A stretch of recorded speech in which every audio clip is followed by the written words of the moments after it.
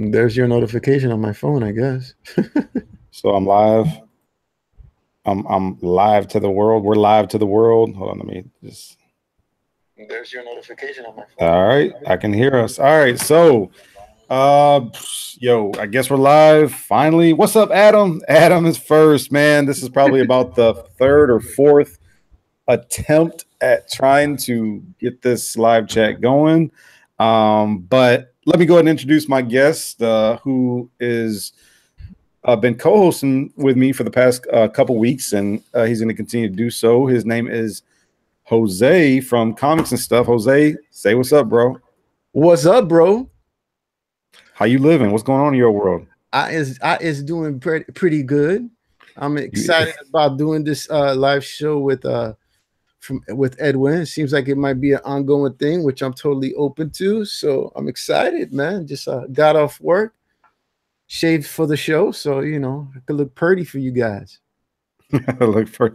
Let me give a shout out real quick. Adam Comically Flawed is in the house. Kat-Ren figures she's second. She says she is in the house. Good to have you, Kat.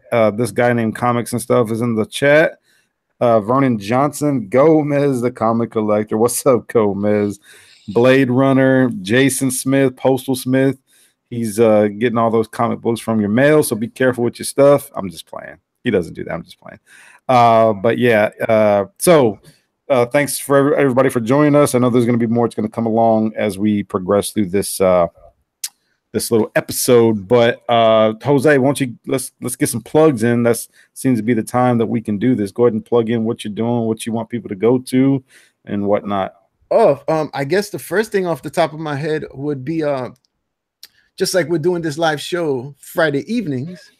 I do my live show Saturday midday at 12 Eastern. So definitely swing by my channel. This week coming would be the third week since I got back on the live show scene. Obviously I've had been doing it prior, but I took a little hiatus. Hey, Edwin, I think it's not changing from camera to camera, but yeah, no, I got it stuck on you. All right. You don't have a problem with that, do you? No, you can have me the whole thing. Me, I'm very, but I had taken a hiatus from the live show thing, pretty much even making YouTubes. I make some post on YouTube every once in a while, but yeah, come check me out tomorrow and come subscribe and like my page, and don't forget that notification bell, because I don't want to lose my partnership. Right. We don't want to be demonetized and lose our sponsors because we're making so much money doing this, man. Yeah, I don't want to lose my $250 a month. I know, right? $2.50. He's talking about, not $250. So exactly. There's a big difference. I don't know if he's in the chat, but Yago, if you're in the chat, appreciate you. This is Jose. I was telling you about. Jose, you also do some coloring, digital coloring, correct? Yes, I do. Actually, if you go to, I'm sorry, I'm gonna refer back to my page. Hey, it's all good. If you go to my page, you'll see my latest coloring online. Actually, this is my latest coloring that I actually published, because I'm actually working on a 27-page indie book as we speak. I'm on page 11. I'm also coloring that, but for intellectual property reasons, and it's not published yet, so I can't post that on my channel. But if you go to my channel, I did do a red skull that was penciled, and actually there wasn't no inking, but it was penciled by Leonel Francis Yu, red skull. So if you go to my channel, I have actually real time where I went from the beginning to the end. I had done the flats prior. If you know anything about coloring, digitally coloring, I had done the flats prior, before I took my hiatus from YouTube, and then I started it back up yesterday. So you can see the whole process where I started coloring it to the end.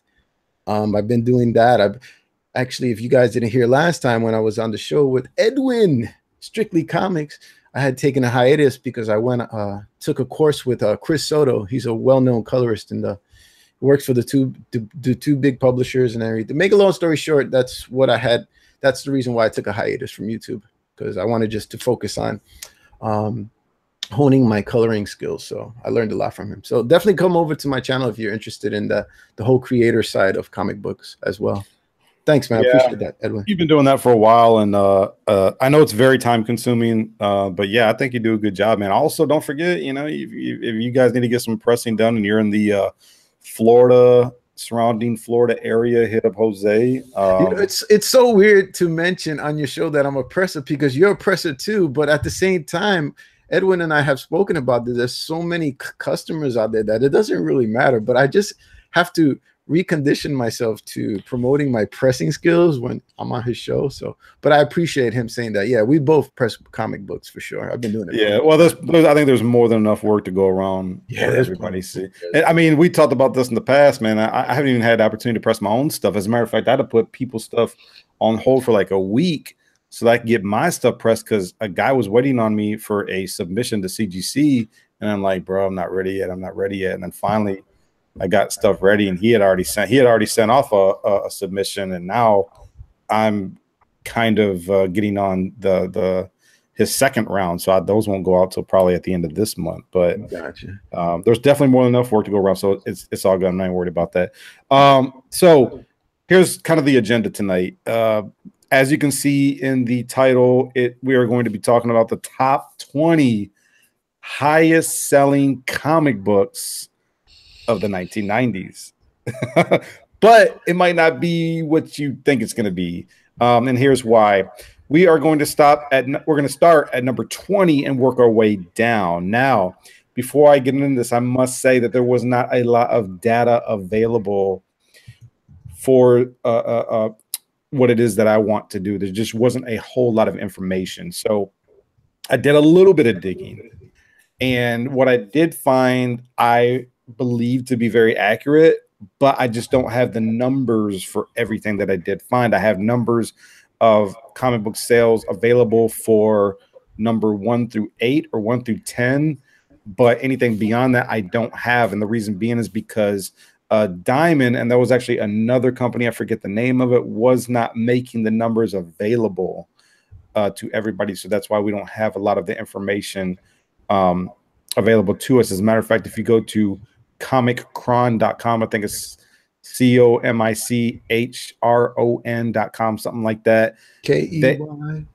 Yeah, they only go to 1995. Like that's as early as they go, but they're still a valuable resource, and I was still able to find some things on their website. So that's the reason why I'm not going to have all the details with every single number of books, and a lot of it is just going to be based on our own opinions on why books fell in to a certain number category and why they're not number 1 or number 5 or 17 or whatever the case may be. So, but if anybody's been collecting comics for a while, especially if you're collecting in the 90s during the speculation boom, I would tend to think that you would agree with me, especially into the late 90s when comics started to get in trouble because of the whole death of Superman.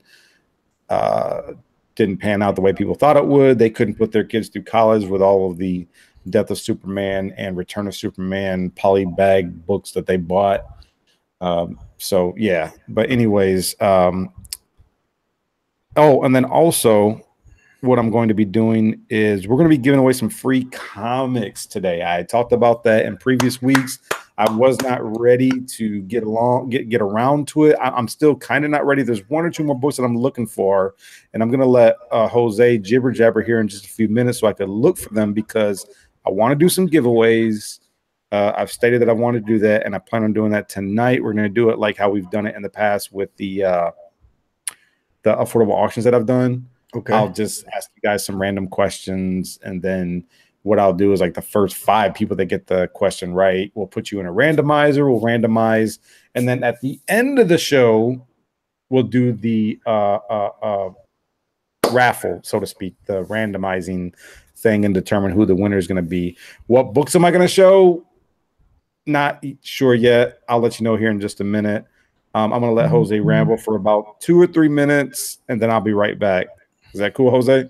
That's absolutely fine by me. So while he gets up and looks for his books, I'm going to mention the books that I'm going to be giving away free in his show. I really put a lot of thought into this, but I think Amazing Spider-Man 129, I'm going to be giving away. Batman 251, I'll probably be giving away.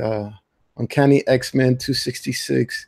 I don't want to do too much in the first show that he's going to do this, so start with those three. Maybe I'll add another like a Batman one or whatever. So should be interesting what you guys can win. Anyways, man, yeah, we know that's gonna happen. Amazing Spider-Man 129. So let's look in the chat room, see what's going up in here. We got I'm gonna start from the bottom. We got Jason Smith, we got Comic Sniper, we got Redbeard, we got Gomez Comic Collector, EXILESTATE Comics, Justin is up in here. Justin always knows I always call him Jesse by mistake for whatever reason. Rag 718. Who else? Comically Flawed, of course, he was the first one to chime in. We got Mr. Unknown Comic Guy. Who else do we got in here? Comic Sniper, already mentioned it, which, you know, that's a pretty cool channel name, Comic Sniper. So, yes, Edwin, I'm going through the chat room, kind of letting everybody props that showed up. Yeah, man, this chat room is freaking popping, dude. Jeez. Yeah, people don't have no dates on Friday nights or whatever, so I don't know what's going on. Well, obviously that would be me because I'm here. So yeah, Tim Tebow joined us. Appreciate that, Tim. Also got Justin, EXILESTATE Comics. I think you're right about the whole Comic Sniper name. That is a cool name. I like Comic Sniper. So I can, you know, kind of give you the heads up. I was telling them the books that I would be giving away for free in this show. I mentioned the Amazing Spider-Man 129, the Batman 251. What? Well, then I might have to get in on this, man. The uncanny X-Men 266. The Nova #1. So, you know, but I didn't want to do too many in the first time around. So I told him I'd only do those 3 or 4. Yeah. Well, I found the books real quick. Let me go ahead and show them. I got to come up with my questions yet. I'm not 100% sure yet on what it is that I want to show. But, guys, I'm not giving away any high keys or anything like that. This is just for fun. If you don't have any interest in these books and you don't want them, you can say pass to the second place winner or whatever the case may be. I don't care. Wow, that's pretty cool. It's just for fun. I want to have some fun with this channel and doing Freestyle Friday. So here's what I'm going to be giving away tonight. I'm going to give all 3 of these as a lot to the winner. This one, I don't know why this is it's kind of a popular book. The New Avengers #27. Let me put it on myself. Sorry. New Avengers #27. I thought I told you I wanted to buy that one, man. Jeez. Man, I'll send you a copy, Ross. I'll send you a copy. Some of y'all might know what this is. I think it's like the first new Ronin or something like that. This is in high grade. It's a beautiful book. I love that cover. Love that cover. I'm going to have that as a part of the giveaway. Definitely a high grade book. This I kind of threw in there because there's a lot of Thanos / Infinity War, Infinity Gauntlet stuff going on. I got this right here. It's a Cosmic Powers #1. Yeah, it looks like it's called Thanos, but it's not. It's the title's right here. It's called Cosmic Powers #1. It's not like a major key or anything like that, but it's a beautiful Thanos cover drawn by Ron Lim, I think. Yeah, Ron Lim. Man, I know my artist, bro. I'm telling you, boy, I know my artist. But it's a beautiful cover. Also by Palamati. It's definitely a beautiful book. If you ever get around, what's his name, Jim Starlin, get him to sign it. The creator / co-creator, I think, of Thanos. So I got that, and to kind of go with the movie talk a little bit, I got another. More? Yeah, man, there's more. I got no Amazing Fantasy 15, guys. Venom #1, Lethal Protector. If you don't have one of these already, shame on you, because this was a hot book in the 90s, and there's so many of these books that they probably are in the 25-cent / dollar bin at your LCS. But hey, Edwin, yes. if you bring up that book again. Okay. If you hold it slightly to the side, a little like more. This side? No, like on an angle, slight angle. Okay. Keep on a little more. It turns into the black Venom cover. So that's where you're gonna get. Yeah, I mean, if that's how you want to say it, don't try to sell it for what it's going for because you might have problems. Don't want you to get that negative feedback and all that stuff. So, oh, this is free, man. What the fuck? Excuse me. No, I mean like if you were to sell on eBay as the black cover, you might catch a little flack. Trump. What's going on in the chat? Oh, they're kind of talking amongst themselves. So it's popping in there, dude. Okay. Let's see those thumbs up, man. There's like 83 people in the chat room. Let's see some thumbs up. Give my boy Strictly Comics some support up in here. Yeah, definitely. I appreciate that, guys. Give me a thumbs up if you don't mind, because I do realize I got some trolls that like to come on after the video's been uploaded for a while, and they don't even watch it. They just open it up so they can give it a couple of thumbs down. So apparently the Avengers 675 is first act of Voyager. First appearance of Voyager per Rag 718. J. Rod Ham just showed up. Okay. J. Rod says fold. Oh my God, they were bidding. That's what it was. You guys, man, y'all need to stop that. They're bidding on your show? Yeah, they were bidding, and it's like I have nothing up for auction. So, but anyways, let me go ahead and make my own plugs because I forgot to do that. Yes, most definitely. Let's see here. As you guys know, still doing pressing. If anybody has any interest, you can hit me up on Facebook. This is where I'd like to kind of direct people. They don't really know where to go. I kind of do everything on my Facebook page. I crossed 100 followers, which is kind of cool. Just not really no promotion or nothing like that. So I want to thank everybody who's following me on Facebook. I use this social media site strictly for just pressing services, and now occasionally you might get me promoting a little bit of the auctions or something else, but this is primarily just for any kind of pressing pictures, services, stuff like that. Also follow me on Instagram. This is an old picture. I actually crossed 850 followers on Instagram, which is absolutely amazing. I didn't really see myself.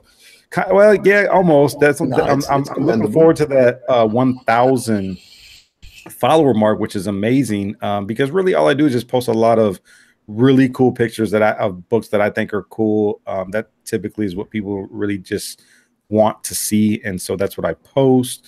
And you know, I have been trying to get in the habit more of posting more pressing results before and after pressing results, because there's people out there that are just blowing me away, and it's telling me, Edwin, you need to step your game up. We need to see more before and after pictures. So that ought to send a message not only to me but to you, Jose, that we got to get some more pictures out there. Yeah, you know, the work we're doing. You know, as busy as I am with coloring, I mean, I do get people reaching out to me still to press books. Mm-hmm. You know, so yeah, and you know me, man. I always put some before and afters on Facebook and load up everybody's timeline with them. So yeah, but I agree, man. You know, it's definitely saturated. So we definitely got to put our stuff out there. You know, our services. Nerd Vision says he loves my Instagram. I appreciate the Nerd Vision. I just realized today that I wasn't even following you, so I went ahead and followed you. Nerd Vision likes a lot of my stuff. So, hey Tim, I'm trying to get to 1,000, bro. You know, I'm trying to get there, bro. Steadily, slowly but steady. I'm getting there. And then also you can check us out every Thursday. We over at JLS Comics YouTube channel, Thursday nights at 8:30 Eastern. We didn't have one last night because I believe Jesse was a little under the weather, and just kind of last minute he couldn't do it, so that's why we didn't have a show last night. But it's all good. I mean, we'll come back strong next Thursday and ready to rock and roll. And comics and stuff Saturdays, 12 o'clock midday. Yes, for any of you late, comics and stuff. And if I'm ever free, I will gladly jump on board.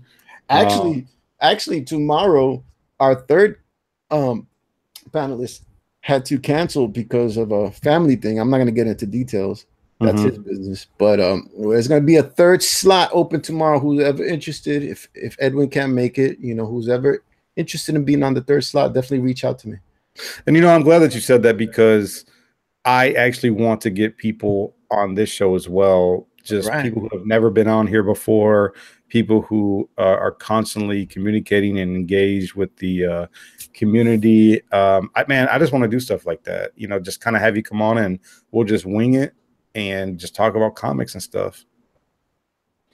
Indeed. I think it's good to get the chat room involved, not only in just them typing stuff in the chat room, but jump on in the panel as well. I think that's a great idea. I've always kind of said that to the rest of the guys. Got to get those. You got to send those invites to people in the chat room. Say, hey, we got a spot or two open next week. You guys, anybody who's interested in coming by, swing by. Send us a message. For shizzle. Okay, so let's get right into this, because now everybody's like, yo, man, y'all been talking for so long, man. Let's see the books. We talked about that on Tim's show. It's funny because actually, y'all check out Tim's show too. Check out everybody's chat. Everybody's channels. Yeah, Adam Comically Flawed, although he hasn't done a video in a while. I don't think. Check out Gomez, Rag, Vernon Johnson, J-Rod. Check everybody out. Nerd Vision. Check everybody out, man, because everybody's putting up some really good content. EXILESTATE Comics, JLS Comics, even Boston Chris. Just check everybody out, man. Cat Wren, if I didn't mention you, just check everybody out, because there's just a lot of, man, this community is getting really strong. It's really growing big, is getting strong. And was it Wednesday night, I think, on Tim's channel, Lords of the Long Box, man, he had 10 people strong on his panel. And I told him today, I was like, Tim, you got too many people, man. You got too much to talk about to get all this done in one episode. That's just how I felt. And so I felt like he needed to do a part 2, and hopefully he's going to come around and doing that, because I felt like you needed to talk about the raffles, the auctions. The auctions have become a very popular thing. I got some ideas going forward to use the auction for good purposes, but I just felt like there were some other things that could have been discussed to kind of celebrate his 2-year anniversary. And so I think that it kind of needs to go on maybe for another week or another episode, because 2 years is a cool thing. And I think a lot of the community has grown significantly and has evolved a little bit in the 2 years. That actually is a good idea. Part 1 was freaking awesome, man. It was popping. So part 2 would definitely be a good thing. I was in the chat room, and it was crazy. And you don't need to just see books, because there are people who like to see the penciling, the inking, the coloring, and stuff like that. I enjoy. I like to have it kind of sped up and just watch watch you do all that stuff. So, are you talking about my video? Yours and other people's?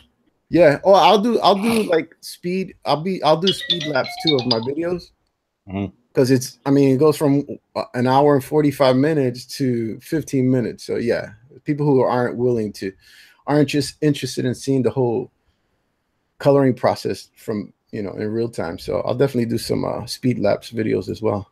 Give me a second, man. My wife's on the phone. Do it. So what do you guys remember mostly from the 90s? Since the name of the show is Top 20 Highest Selling Comics of the 90s, Part 1. Obviously, we're just gonna go through halfway, but what do you guys think are the top selling books of the 90s? Throw some in the chat room that you guys think. It could be any publisher, but obviously Marvel and DC is going to be up there. So what do you guys think? Let's see some who's this Danny Sylvia? I'll check him out. He's talking about Lords of the Lombots. Tebow's talking about some dude who's an artist who makes art videos. I'll definitely check that out. All right, so I'm back. We can get into this. They're just so that you know what's going on in the chat room. They're mentioning what they think were the top 20 books of the 90s. Oh my gosh! So yeah, I see it. So you see them flowing in right now.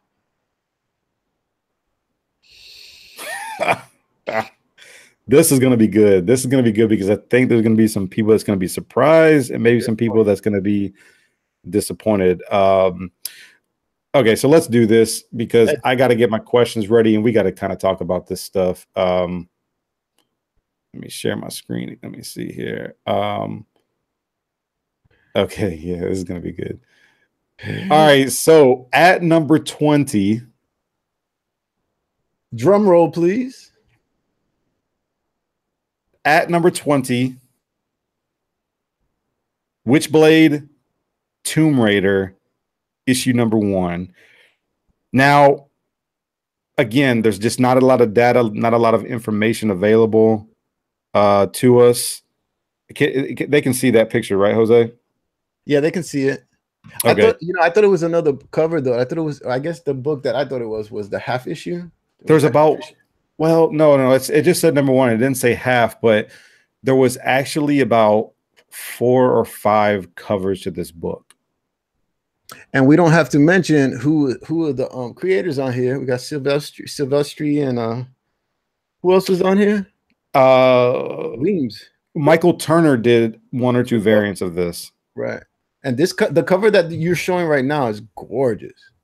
Yeah, this is just cover A. I just went with the basic A cover. I didn't get the other variants and stuff, but according to comic book sales, from what I've seen on Comic-Con and other links, this was one of the top selling books of 1999, I think.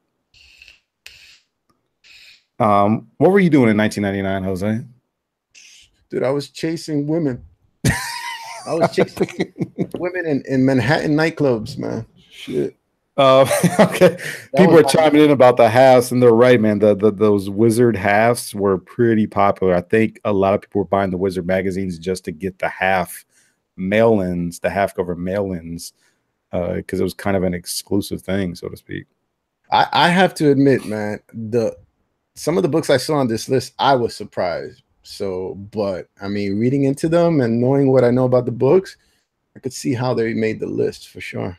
You guys would be surprised. If you guys, Jose, if you remind me, if these guys remind me, I will share the links on where I got this information from. Absolutely. So actually, make me a moderator. I could do some of that while you guys are chatting it up. All right. Did you say something in the chat real quick? Something in the chat real quick. You got to type it in. Yeah, I know. I'm just messing with you. Yeah, but yeah, I could definitely put that link and a couple of other links as well. So that's number 20. Let me just start out by saying this. I wasn't collecting comic books at this time, and I don't think a lot of people were. I think that comic books really took a dive because I think the late 90s was where Marvel had to file for bankruptcy because they were printing a lot more comic books than people were buying. And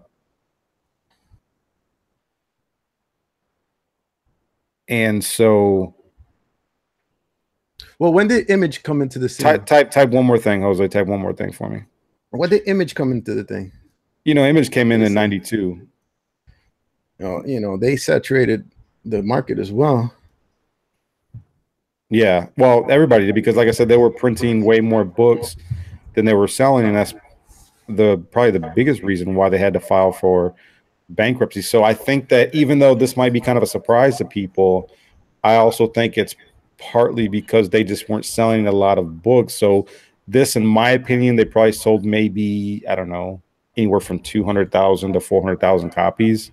And it made every freaking dime back, if not more. I'll tell you one thing. I don't want to go off too much on a tangent as far as what caused the 90s burst. But in my opinion, a lot of it had to do with the death of Superman, of course. But yeah, they were just printing out like crazy.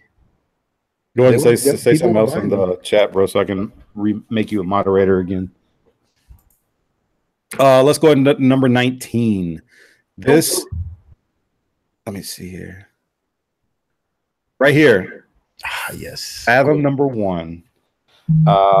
This right here is number 19 because I think that, let me see. All right, I made you a moderator, so you should be good. Which is precious. This right here was the top selling book in, actually I have it right here so you guys can actually see my screen. Number 1998. 98. Yeah, 98. So, and again, it's Fathom number 1. I think this was the very first issue ever for Top Cow because I don't think that Michael Turner had yet created Aspen Comics. Well, he had not. He might have not created. If I could chime in, but obviously he created this character, He wrote it. It was also written by Bill O'Neill. The first volume or two, I guess. But he also, Mm-hmm. he penciled it. Obviously, he's like his drawings of women. The women's figure is iconic. And Joe Weems inked it. Sal Regla.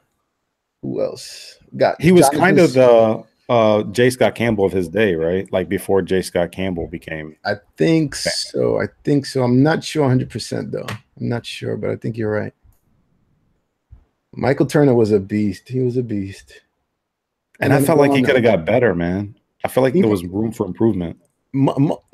definitely would have been some room for improvement, but he made Aspen, obviously everyone knows. And what do you think about Aspen right now in their books? Um, I mean, I did buy what's it called? XOXO. I Right. forgot her name. That's the Lola XO one. That's Yeah, yeah. the book.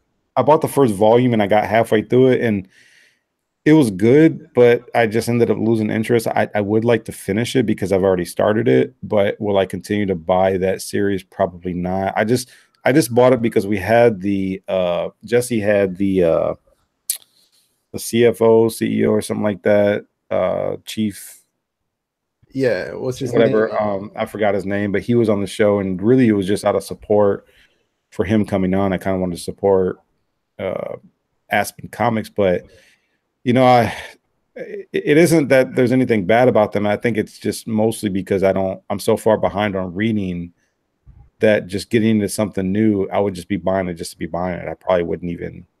So Fathom was put out by Image, right? Well, But he left Top Cow and then he launched Aspen. well, from what I understand, Mark Silvestri was the one that kind of Correct. found Michael Turner and pushed him to become a much better artist. And through their relationship, Right. I think Michael Turner started Aspen.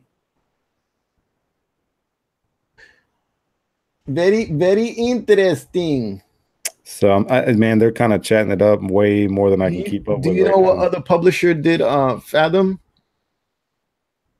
It was No. Yeah, it was Dynamite. Dynamite really? Entertainment. They I didn't did know that. Prelude One Shot.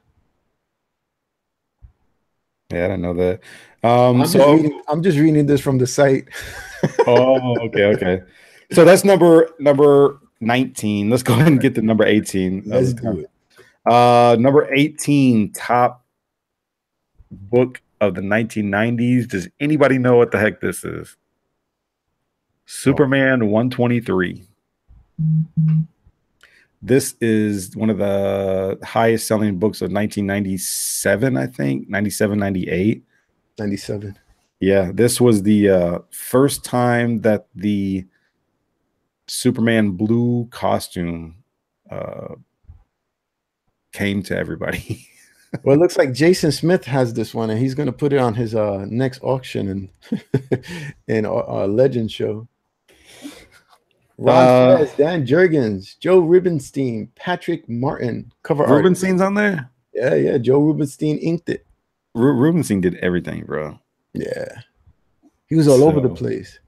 yeah. So this is apparently his Reborn book. Well, this was probably maybe a couple years after, maybe 3 or 4 years after the return of Superman. And y'all know how it is. Every once in a while, they kind of change it up and try to put something out there to see if it catches. What do you think about the And costume? I mean, I like the costume. I think it looks cool, but it ain't Superman. It's unrecognizable as Did he have the mullet in this one too, or the no? Superman character. Nah, man. I don't You think. can't have no mullet with that mask going around your face like that. That look kind of gay in my in my opinion. But Imagine that superheroes in tights and underwears. right. Looking good. But I don't know, man. It's not very recognizable as Superman, but I like the idea. I could like it as like an alternative, kind of like how Iron Man has multiple costumes, suits. Maybe he could have that for, I don't know. No, I think it was a pretty cool suit. Yeah, it looks cool. The S takes all over his torso. But apparently the previous issue was Superman Man of Steel 67, and the Superman saga continues per the note here in Adventures of Superman number 546. So I was not aware of that. That's news to me. Yeah. Just a little side note on that. But it had a lot of people on here. Yeah. And what was number 17, Strictly? Number 17 is, according to the information I got, it's Darkness number 11. And that is a pretty nice freaking cover. It looks like all the covers you've shown so far. Sweet. This one as well. Well, if you look at it, it looks kind of like an embossed, maybe a little bit of a chromium type of cover to it. The what is it? The chromium cover, the 1997 chromium cover was the rarest, and that was so. Is it this one? I think so. Mark Silvestri. Yeah, he put his pencils up in here. Yeah, I think he just did the cover, but I don't know, man. Like, again, you're going to a time where Image kind of just made this huge splash in the comic book ocean world, so to speak, and I wasn't collecting at this time, so this is kind of a surprise to me. But according to the data, the information that I found, this was a top-selling book of, I think it was like 95 or 96, maybe 97. So 97. Because I wasn't collecting, I can't necessarily say I agree with it, but looking back, I guess I could, because not a lot of people were collecting, and I would have to think that this book probably didn't cross the 200,000 or 300,000. You think even at number 18 on the top selling? I mean, that's just what I'm thinking, but I could be wrong. Okay. Interesting. So. Well, now I want to get this book as well. Jeez. Good luck finding it. The guys in the chat says EXILESTATE says, yeah, that Darkness was chromium, which it definitely looks like it. Lord's Longbox says Darkness and Witchblade were two biggest Image sellers at the time. See, I didn't know that, and that's definitely good to know. Absolutely. Yeah, that's a definite. So I guess that's where you get your answer from, right there. Jose, if you don't mind, I'd like to go to the next one, let you talk about that, and I'm gonna set up my randomizer so we can get these questions asked this evening. Give me 1 second before you do that. Sure thing. Because I was actually naked here. I'm going to put my clothes back on. Nah, man. Oh, man. You know, and the next book would definitely be something for you to talk about, but it's fine. Well, I'll tell you what. Let's talk about it together. And you want to hold hands, or and then I'll. Nah, man. We'll talk about it together, and then I'll unshare my screen so I can set up what I got to set up. Do it. So next is, what number is this, by the way? 50. Oh yeah. On the list is 16. Yeah, 16. Okay, absolutely. I knew you'd want to talk about this bad boy. I mean, you read Spawn, didn't you? I didn't read Spawn as much as everybody else, but I mean, I was always a fan, but I just didn't pick it up as much. My buddy picked it up once, the number one, and he was like, oh, this and that. I was like, shut up. So I never really got into buying the book itself, but you know, I didn't dislike the character, obviously. Did you at least get the first few issues when it first came out? I got the first few issues like last year. That's when I picked them up.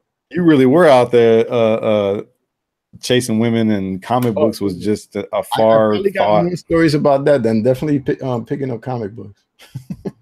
Especially being raised up in Manhattan, New York, baby. Okay. Great Legends in the house. What's up, Legend? Oh, here we go. Who's got stories? The Legend has stories, that's for sure. Lords of Lombard says he has Spawn 1 through 50, and then he sold the rest. Gomez, no, we're not. shirtless and holding hands. So, but let me ask you this, because you'll definitely know the answer to this. Which were the issues that it was a different artist, or it was when Greg dedicated to a Capullo came in, or it was dedicated to a different artist each issue? Was it 1 through 50 or 50 through 100? I forget. I don't know. Once Greg Capullo came in, he took over with issue number 16, and I think permanently with issue 17 or 18 or 20, somewhere around there.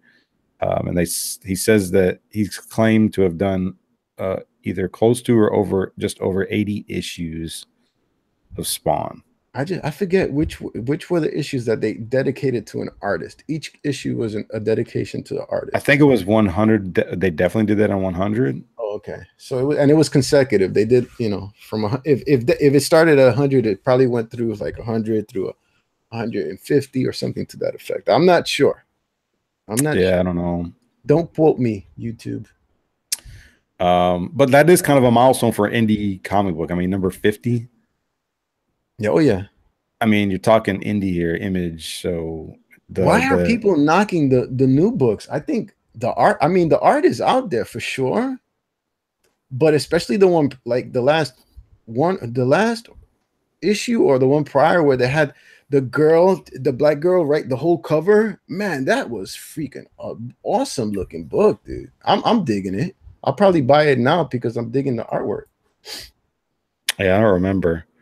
But I mean, I felt like McFarlane wasn't going to let just anybody take over Spawn. And I think at the time, you got to remember, at the time, Image was trying to do like what Marvel was doing, having these ongoing series and these new titles. And now, completely different than when they first started. Now it's truly for the independent creator that can just come on board and just create something. And if it only goes 5 issues, then it just goes 5 issues. But if it goes, into the hundreds, like for instance, Saga, for instance, Invincible, these, you can come on board and just start this long ongoing if you can keep up with it. But I think the Image is way different now than what it used to be. Oh, absolutely. And I think the problem people have with the newer Spawn books is the fact that Daddy Todd is not drawing. Well, I mean, the freaking guy's busy with everything else, his toys, his movie. Well, I still collect Spawn. When I got back into comics in 2011, 2012, that was one of the first titles that I remembered as a child that I went back to, and he still does the covers. And he does the writing actually as well too, as well as the editing, because it's his baby, it's his property. So he's drawing the covers now, because the one prior he had a painter do. Well, he for the most part he does the covers. I know he's been busy lately, but up until maybe just recently, he was literally doing all the covers. But I think that you had an A and a B. I think he would do the cover, and then he would have his interior artist do a cover as well. Right. And then his statues are doing great, man. He's a savvy businessman. So whatever he's doing it wisely. So, but it's like absence makes the heart grow fonder. So when he comes back, people are gonna be like, yeah, start picking up those books, So it's like he knows what he's doing. He ain't stupid. He is not stupid. He's quite intelligent, quite the savvy businessman. I'm gonna actually stop right there for a minute because we only have 1, 2, 3, 4, 5 books left. We're already halfway into this. Damn, we went that quick through them. Shit. We're gonna continue, but man, shout out to everybody. You got 35, 33 viewers. Thank you so much, everybody. I really appreciate it. Can you ramble for a few minutes so I can do a couple things? I can. So what do we got? We got 20 likes, and how many people up in here? Come on, y'all got to do some more likes than this. Show Strictly Comics some love, man. Let's see. What's everybody in the chat saying? So O'Farrell, that's a new person. That's a new YouTuber. I've never seen O'Farrell. Welcome to the chat room. Comic Sniper. We got Gomez Comic Selector. Comic Selector. He changed it from collector to selector. No, he didn't do that, did he? The great legend. I'm just kidding. The great legend coming to you live. Gonna be playing some video games later on. Mr. Unknown Comics hanging out still. TiVo for Lords of the Long Box. So what are they saying? So TiVo mentions, I remember getting Spawn 1 at a liquor store, Comic Sniper, mentioning how Legend's bringing the big boy books back. Well, the only thing Legend has left in his collection are big boy books. I mean, have you guys seen his freaking video from a Fantastic Four through 1 through whatever? He's got big boys. He's another smart, he's another savvy person. Don't let the Scully and the big freaking beard fool you. He's a smart businessman. What else we got going on here? Yes, Legend, I gave you a bunch of props. You're welcome. And apparently TiVo is talking about his left nut. Jason Smith is laughing about it. What's up, Legend? Yes, you know what? We should just call this show. The Great Legend says, you pressing sons of a gun. I think we're just going to call this show Pressing Are Us or something, because both of myself and Edwin press comics. So we should probably refer to our pressing services in the title of the show. What else we got going on here?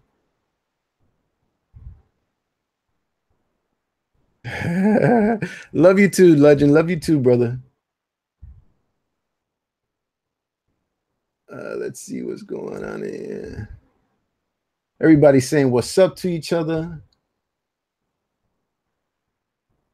Justin's still in the house. Shit. Nerdy Vision, I didn't see you here before. What's up, Brian? Rag 718. Obviously, Justin mentions Top Cow was killing it. Yeah, Top Cow and the whole freaking Image crew were killing it back then. Let's see what else is going on here. And I don't want to do Edwin injustice and mention the rest of the book, so we're gonna hold off on mentioning the rest of the latter part of part 1 of the list. So Vernon Johnson, I didn't see him in the room. Welcome to the chat room. He mentioned Electro Superman. Apparently that was the Superman on the cover of 123. Joseph Stoner. What's up, buddy? And I had to take a piss. Dude, this is the only freaking YouTuber you know that takes a piss halfway through his own freaking live show, but you gotta love him, man. He's allowed to freaking, move his bladder. All right, so what we're gonna do, I think I know what I'm gonna ask. Edwin, I was telling the guys, because Legend had mentioned you pressing sons of a guns. He was referring to yourself and myself. So I told them, yeah, we're gonna change it from Freaky Fridays to something to pressing, something to, because we're both freaking pressers, So we got some kind of, hey, you know what? Leave it to Legend because he's a rhymer. Yeah, have him come up with a rhyme for pressing. But check out what Redbeard. Look what Redbeard suggested we call it. Pressing issues. I already got that one. That's my Instagram tag. Yeah, he actually does. Yeah. Pressing dot issues. Pressing dot issues. Correct. All right. So you guys need to have your fingers ready, because I'm going to ask the first question, and the first 5 people that get the question right are going to be entered into the randomizer. We're going to randomize, and then the winner of that is going to be put to the side, and then 4 more questions will be asked, and we'll just do that till we get 5 people in the final randomizer, and then we'll randomize to see who's going to win these books right here. These hey, I get a shot at this too, right? Nah, man, nah, you can't do that. I need that. I need that Venom Black. That. Yeah, I wash my hands, Jason. Always. All right, so keep them easy because I don't want to cause a brain fart. We got a Black Panther movie coming up. What was the very first appearance of the Black Panther? Quick. Oh, this is so hard. You should have made it easier, Edwin. Right. The first appearance of the Black Panther in comics. What was that? I'm checking out the chat room. I could chime in, right? I could. Ah, man. Nah, I'm messing with you guys. Because I already have that first appearance. Nah, I'm just kidding. I want that first appearance. All right, so all right, I got it. But Sniper, from now on, you got to put in the title, man. I'll let you make it this time, but put in the title. I'm showing first Comic Sniper, Angel B. Who you Sniper see first? Tell me who you see. Let's see if it matches. Sniper first. I got Sniper, Angel B, Gomez, the Great Legend, Comic Sniper again. So who's the next guy? Yeah, I think Sniper definitely got it. Okay. All right. That's right. So you got the same thing. So Snipers just want all those 4 books? Nope. Oh, I'm gonna show you what we're gonna do. Never mind. I'll show you how this works. Oh yeah, you're doing the randomizer thing. Gotcha. All right. So Comic Sniper, for the record, got 1 spot in there.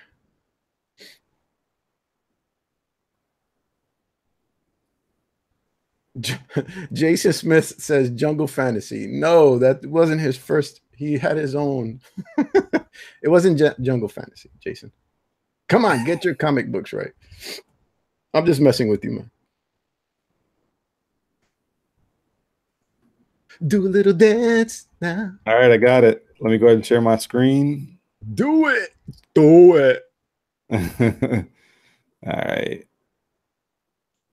All right. So in the order in which they showed up on our screen, this is what I got. Got Comic Sniper number 1, Angel B number 2, Gomez Comic Collector number 3, The Great Legend number 4, and EXILESTATE Comics was the 5th person that got the right answer. Jason's pretty upset. All right, so between you and I, who you think is going to win? And the only reason why I think this guy's going to win because he was winning all your auctions when you first started out. I kind of hope Justin wins because Justin has supported and entered several of my raffles in the past and hasn't won anything. Well, you make a good point, but I think it's going to be Gomez because he won every freaking auction you were doing in the beginning. All right. So let me let me open up the randomizer again so that I can create. Sorry. Take your time. I'm sure they're willing to wait. The final.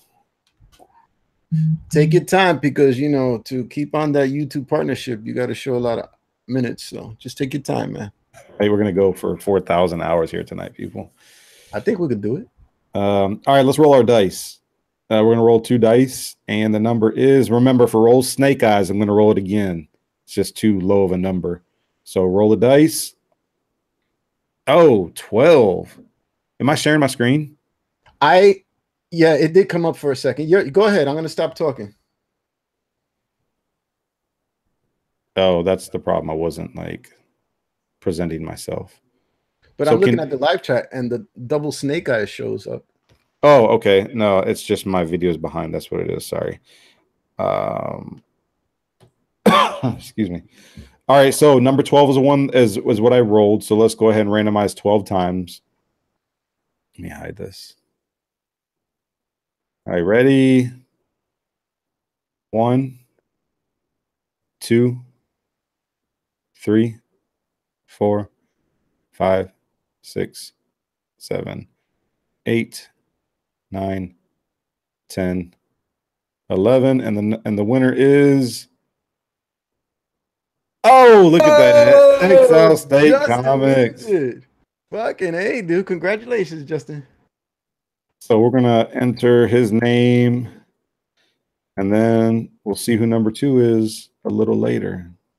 All right, congratulations on the first spot there, Justin. I know, right? Look at him, sneaky freaking. You sneaky little guy. So all right, so Green Arrow.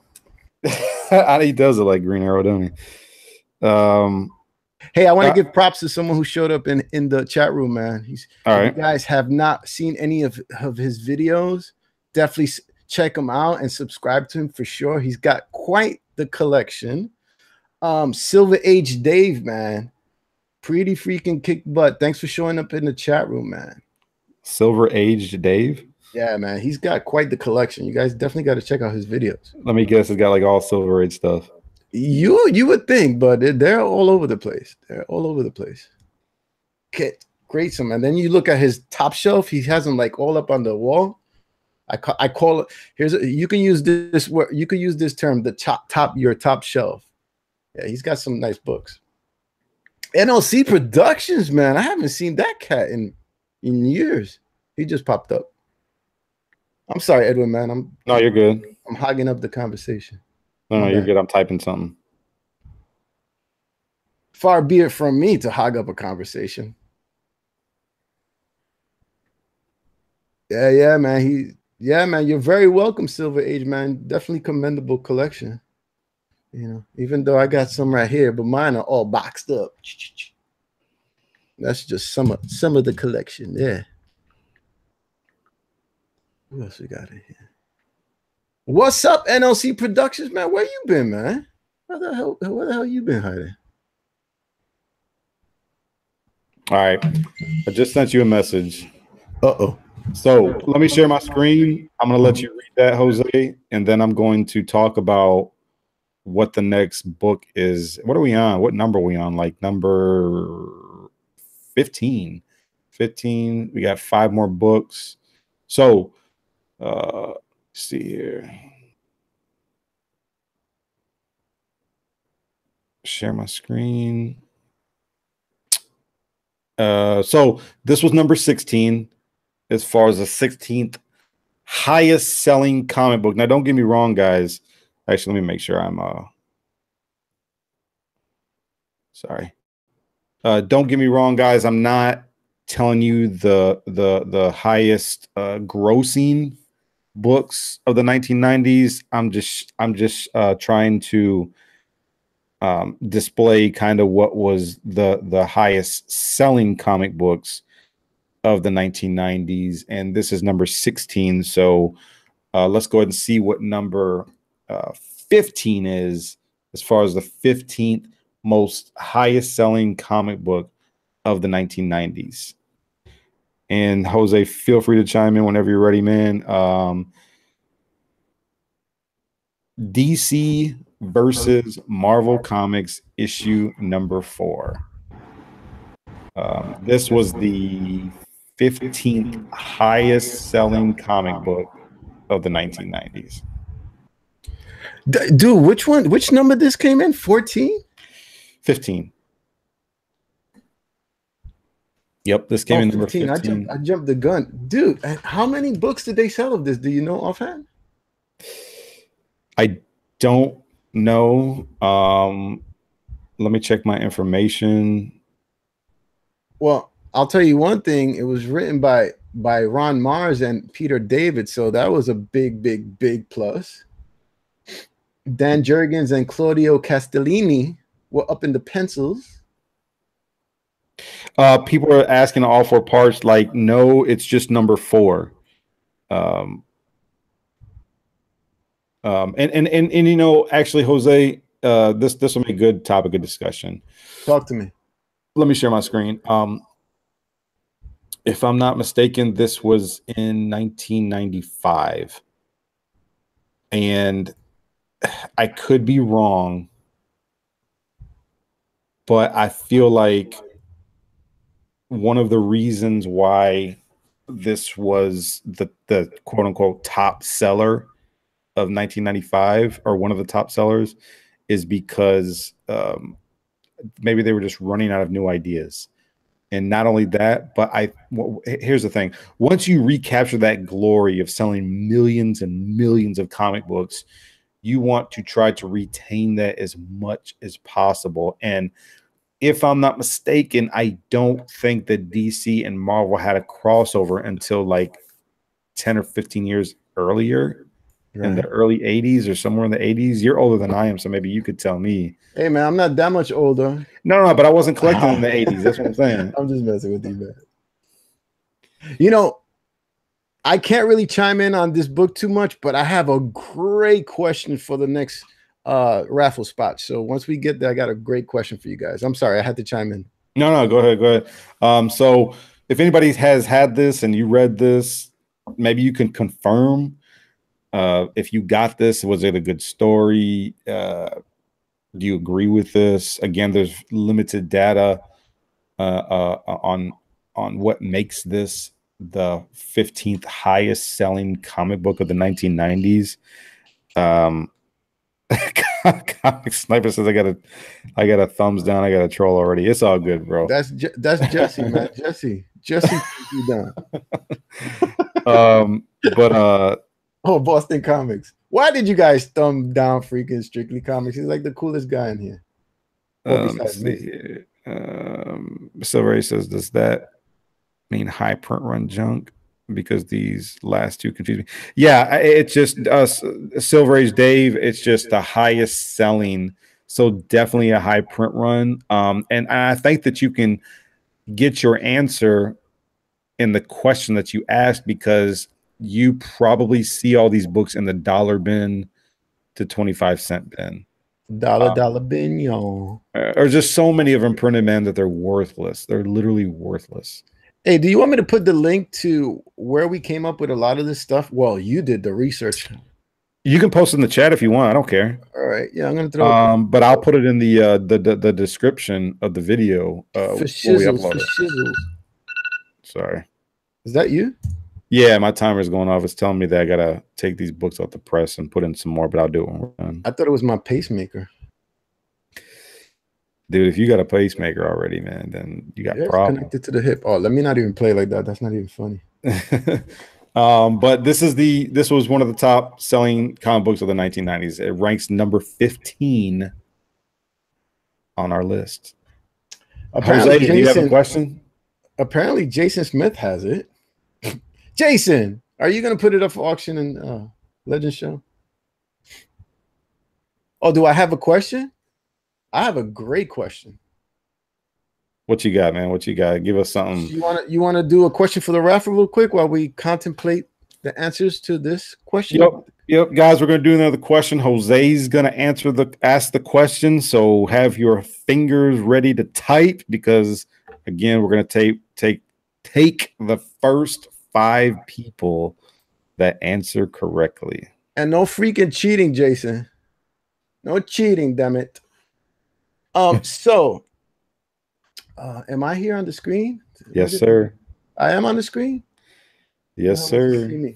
All right. So here's a question that I was watching a video documentary about this artist, and it referred to this artist influencing Mark Miller's Rorschach character. So whoever could think of the artist that inspired, and this is kind of twofold. What artist and which character of this specific artist influenced Mark Miller's creation of Rorschach? That's going to be a good one. Okay, can you tell us who Rorschach is? All right, so Rorschach, you know Rorschach, right? Come on, guys, you know who Rorschach. Well, the great legend already said Steve Ditko, but now this question is twofold, so that's your hint. Steve Ditko created the character. Woo! Oh man, legend came out and said it. Anybody else? Come on. Looks like they're coming out with it. Okay. I'll let you take care of this, man. This is all you right here. All right. So I asked the question after I posted the 2 links, and I'm scrolling down. I'm scrolling down. I already saw legend. All right. So he's got the right answer. It's the question. The character created by Ditko. He inspired Mark Miller's Rorschach character, which is a freaking badass character. If you ever see, like, there's no gray line in his persona. He's just pretty much like Rorschach. All right, so we have obviously legend. You could put legend up in there. It's twofold though. Do they got to get 2 answers or what? Yeah. Everybody's chiming in, obviously, because they know the answer, but it's all good. I mean, they're chiming in. Okay. So you tell me the names and I'll type. All right. So Vernon was the next person who put both answers. He's put the question and then Ditko, which is correct. Who was first though? Legend? Legend was definitely first. And LC said Warhol. Nope. Rag 718 says Steve Ditko. Let's don't put the names in there yet. I'm just saying what they said. Comic Sniper says Steve Ditko. Oda Dukan. Otaku Dan said Steve Ditko. Otaku Dan. I got Rag 719 as number 3. Is that correct? Yeah, 718. Sorry. No, yeah, you could do that. So OTAKUDAN 48 was second. Otaku Dan. Yeah, I know who he is. I don't know who you are, man. I apologize. Comic Sniper I got as 4th. Vernon Johnson jumped in there as well. He gave the right answers. All right, let's go in order. Who's All first through 5th? All right, so first is definitely Legend. Mm-hmm.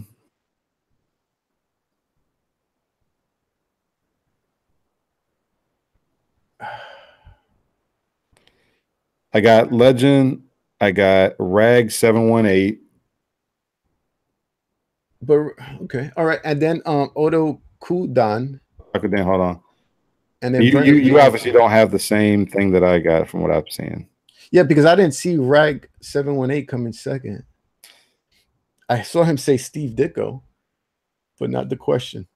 I apologize, I apologize, guys. I made it a twofold question. I have to be difficult. I got Comic Sniper. You got Comic Sniper saying Steve Ditko and the question? Not the question, just the answer. Yeah, trying to make it too complex. He's got to be easy so we can bang him out. And okay, what's the first Spider-Man? Hey. You don't get this right. No, I'm just kidding. That's not the next question. But I think you got what, 4 or 5 people already, right? Is that the right answer though, Steve Ditko? Yeah, Steve Ditko, the question. Yeah, okay. But what's the question? Man, where you been, man? Pressing comic books or peeing? Which one? Oh, man. The question was, who inspired Mark Miller's Rorschach character? And the answer is Steve Ditko. Steve Ditko was the artist who created the character who what Rorschach was based from, which is the question. The question was a character created by Ditko. Obviously, after his Spider-Man. Now, which publisher was the question at? Nah, let's not even go there. Never mind. Yeah, I don't even know how to do this now because now I'm confused. So what are you confused about, Ed? So I could chime in and help you. Just because I don't want to screw over anybody as far as the character he created or the person who created the character. No, I think you're right, because that's pretty much everybody who I mentioned, which was the same people that you mentioned, said both people. They said Ditko and the question. So they're good, man. And if you guys don't mind, he's just good. If you get a feedback from the chat room, if he could just go ahead and randomize the people he's already got on the list. If you guys are cool, then he can go and randomize it. We'll wait for the chat room. All right, I'm just gonna go with what I see. I got NLC as a part of that. Okay, so Vernon Johnson, Legend, NLC, and then Odo Dan. Otaku Dan. I'm just gonna call you Dan, man. I'm sorry, Odo Dan. How about that? No disrespect meant. And what's that? 4 or 5 people already? That's 5 people. Yeah. That's we'll have more questions, so it'll be fine though. We'll give other people opportunities. So this is what I got as far as the answer to his question. Yes. The Great Legend Rag 718, Comic Sniper, NLC Productions. I hope I'm sharing my screen. Everybody can see. And then Otaku Dan. So we'll come over here. We'll roll our dice again. You know what, dude? I hate to be a pain in the ass, but go back to that list, man. Go back to that list, because I don't want to be unfair, dude. You know. And as much as I love you, NLC, man, I think Vernon Johnson. Well, I got Vernon Johnson on there. Do you got it? Do you got Vernon Johnson on the list? Oh, actually, no, I don't. I'll tell you what. Here's what we'll do. We'll Make it put 6. Vernon Johnson in number 6. There you go, and that's making it fair, man. Because Vernon That's Johnson jumped in there too, you know.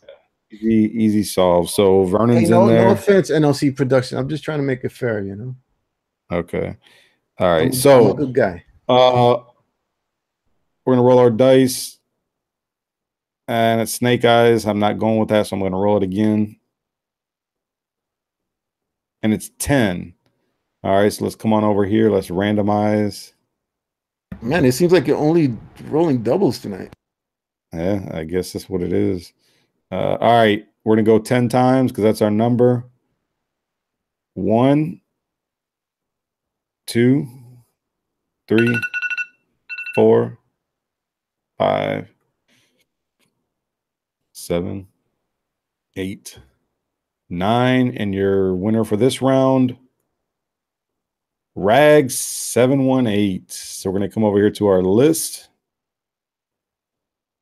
And he got question number 2 right. So we'll go and do 3, 4, and 5 in a little bit. And let's go on to our number 13. Let's go to number 13. 718. You are the second on the list.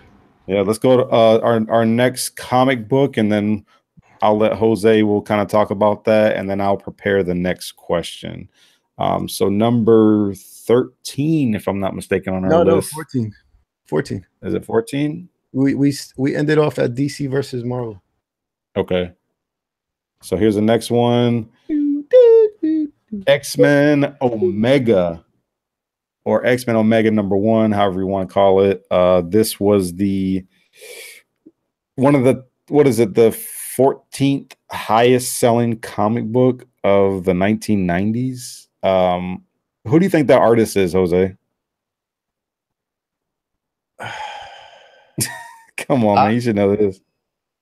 Looks like Romita, brother. Oh. You know, I just purchased 2 of these books. It is the Omega and Alpha. I'm gonna grab them in a second because I think I know where they're at. My LCS had the Omega and the Alpha issues. They're very shiny, and they were really wrinkled and looked pretty crappy. But there wasn't any paper. There weren't any color breaks or anything to that matter. So I told him, man, it'd be a really good challenge for me as a presser to do it. And I was about to pay him for it. He was like, I'm not going to charge you for these books. So he gave them to me for free. But yeah, that looks like a Romita for me, brother. Are you a fan of Romita? Yeah, I don't have a problem with Junior Jr. I don't have a problem with him. He's obviously not his brother. I mean, his father. You know, he's okay. But see, this is whenever somebody is asking me a question and it's like a Rob Liefeld question. What do you think about his art? You know, because I know it's very people are very opinionated about these artists. My thing about artists is this: if I'm not doing it, if I don't have my name on a cover or my name as a credit in a book, I'm not gonna knock an artist who does. You know, they all have their ups and downs. They have their weaknesses, I guess, for lack of a better term. But I'm not gonna say I dislike an artist because, you know, first of all, you know, I would love to have my name up there as a colorist, and you know, I have a problem with saying I dislike an artist. That's my opinion about it. Man, we can be honest. We can say who we like and who we don't like. That's just me. I mean, but so you're gonna say you dislike him? I liked John Romita Jr.'s early stuff when he was doing Spider-Man. His early stuff I like. His latter stuff, not so much. Right. I'm looking for the book while you're talking. Okay. I mean, let's just be honest. Looking at this cover, I'm not going crazy for it. I'm a big guy for detail, and I just don't think that John Romita Jr. provides that for me. Now I know that the detail can also be in the inker, and I just don't. This just ain't doing it for me. But this was a hot book in the 90s, X-Men Omega. If I'm not mistaken, this was a part of the whole Age of Apocalypse storyline. Somebody correct me if I'm right. correct me if I'm wrong, confirm if I'm right. This was the whole Age of Apocalypse, which, if I'm not mistaken, went on for quite a while.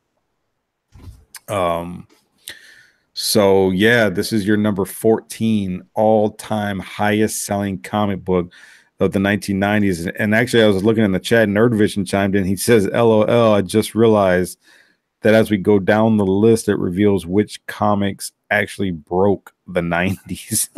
Yeah, he makes a good point.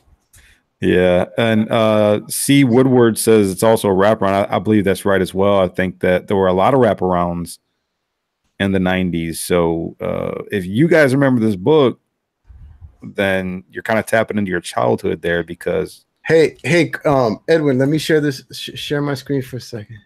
All right, let me stop this.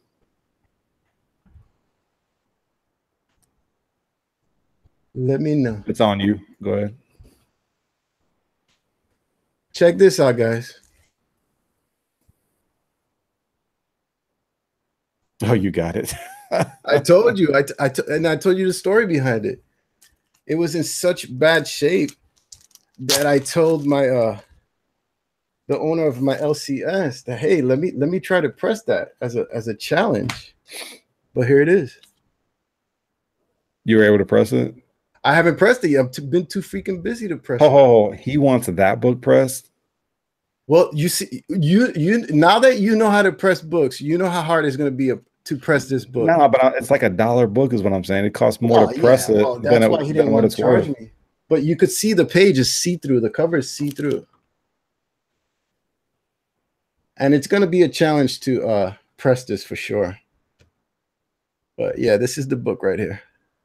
Can you see it well, Edwin? The Great Legend says that you bought that book, and when you did, the comic book bubble bursted. Because I bought the last. This is the actual last printing of that book. So if anything, that's a collector's item because it's the actual last printed book. And this book will be in the Great Legend live auction for you guys to buy at a very low price. I'll start it off at $10. The bidding will start at $10. Well, that's my little story about this book. You won't get nobody that's going to bid on that.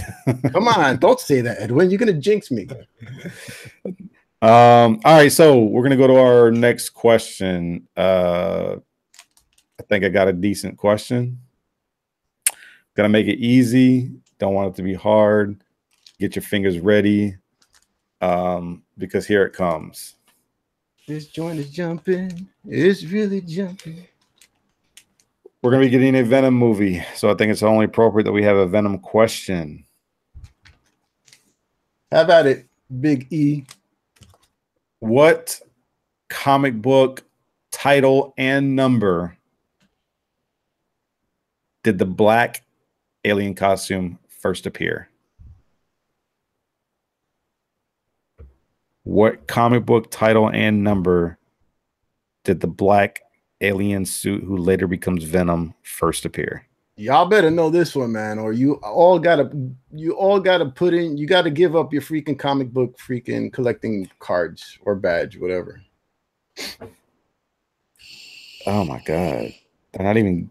I already see one person who said it right. It's not right. See, Woodward's not what I'm looking for. No.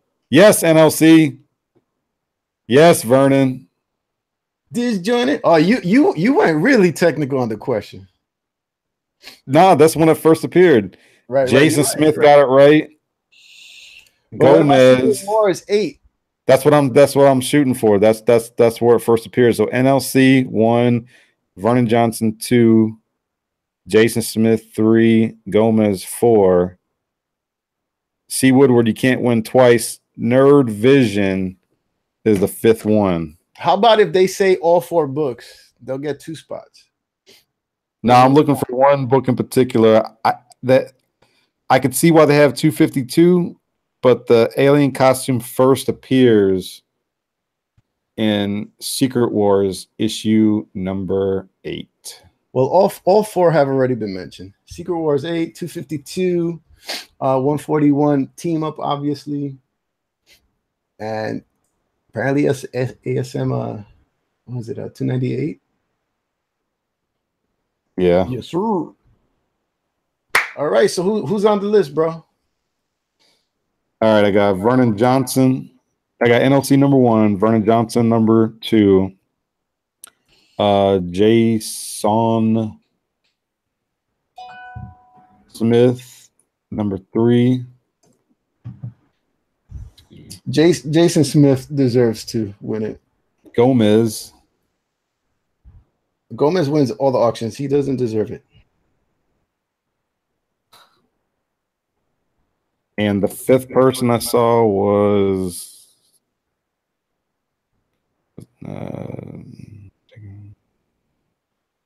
shit, my bad, Strictly, man. wait, did I already get?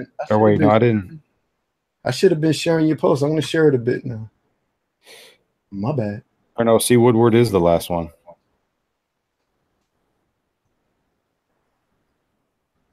It's really jumping. Okay, so according to my screen, I got NLC, Vernon Johnson, Jason Smith, Gomez, a comic collector, and C. Woodward 19. That sounds about right. Is that what you got? That sounds about right. Okay, C. Wood. So Nerd Vision came in 6th. I thought C. Woodward came in twice, so I discounted that last one, but he hadn't come in at all. The one that I was looking at that C. Woodward did was amazing. He said amazing, that is. I thought he was putting in ASM. Dude, Edwin, sorry. I know this is going to sound vain, but I can't help but notice it. Last week was the first time I was on your show, right? Mm-hmm. This week, obviously, the second time. Again, this is very vain, guys, so just whatever. It is what it is. On both thumbnails, last week's thumbnail had me on there. Because, YouTube picks whatever thumbnail they want. And then I just shared this link to one of the Facebook pages, and guess who's on the freaking thumbnail? Is it me? I'm so vain. No, it would be yours truly.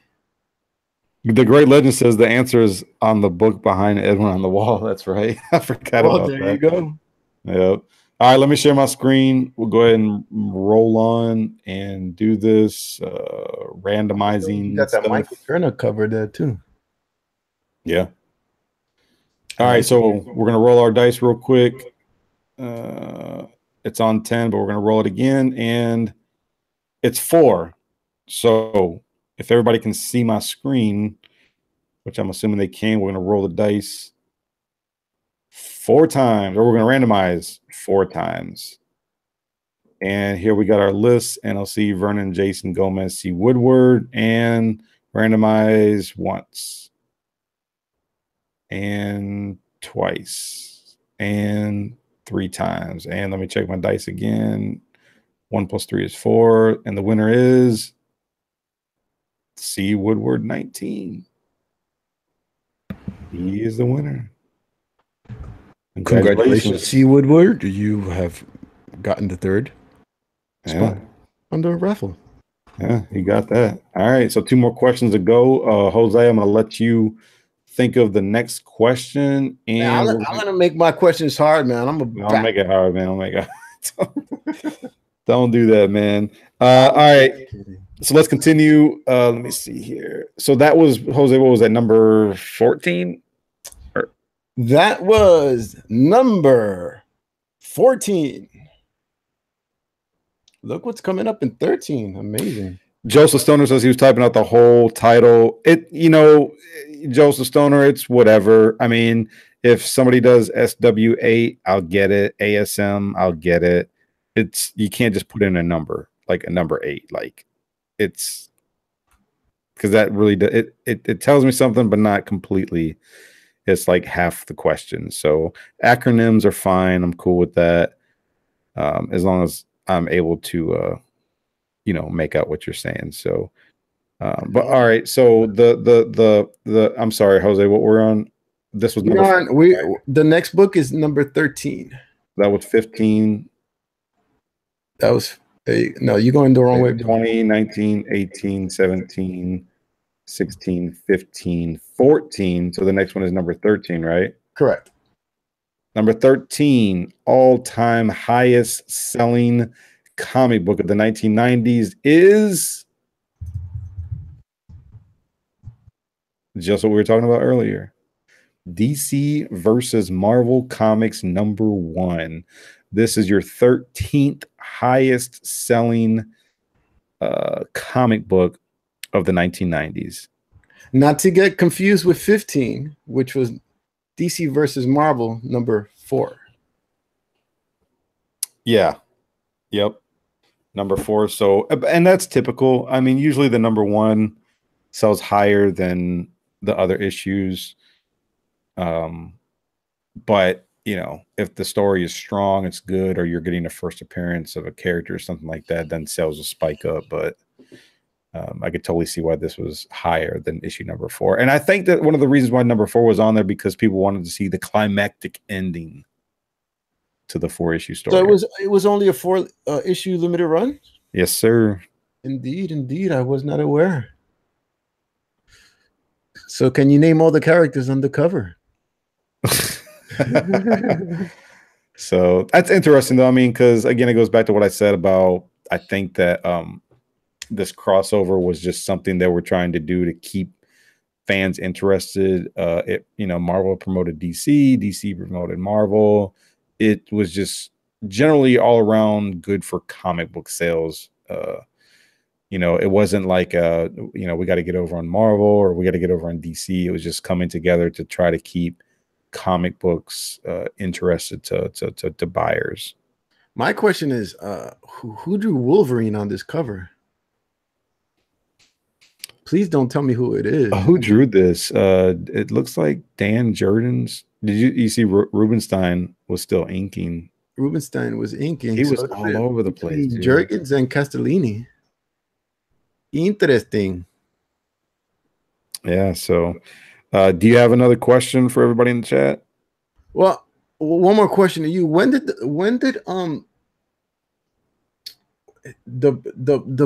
burst started? Around when? 92, you said?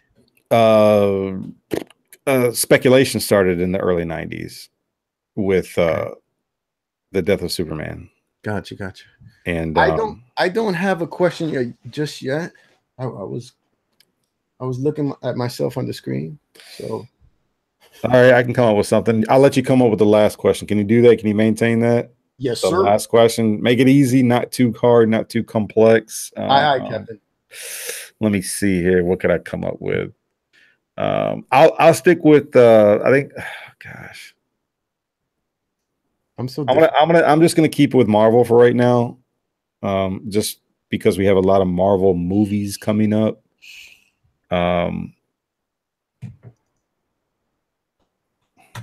Oh, I got a good one. You want a not so hard question? I got one for you guys. All right, it's gonna be fun. Go ahead, man. If you got it, put it out there.